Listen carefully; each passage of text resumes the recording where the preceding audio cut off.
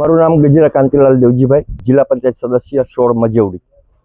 મારું કહેવાનું સરકારશ્રીને એક જ છે કે તાત્કાલિક ખેડૂતોનો સર્વે કરી અને તાત્કાલિક સહાય ચૂકવે, જેથી કરીને આવનારા દિવસોમાં ખેડૂતોને નવું પાકની વાવેતર કરવાના હોય, ઘઉં છે, ચણા છે, અલગ અલગ જણસીનું વાવેતર કરવાનું હોય। ખેડૂતો પાસે અત્યારે સુપર બિયારણ લેવાના પણ પૈસા છે નહીં અને હાલ જે મગફળી ને જે જણસી ઊભી છે એ તમામ સદંતર 100% નાશ પામી છે। ખેડૂતોને માર્કેટની અંદર લઈ જવા પણ માલ એવો છે નહીં અને જે માલ છે બચ્યો છે તે એકદમ ડેમેજ થઈ ગયો છે અને એમાં 50% ઉપર તો અત્યારે મગફળી પાથરાની અંદર ઉગી નીકળી છે।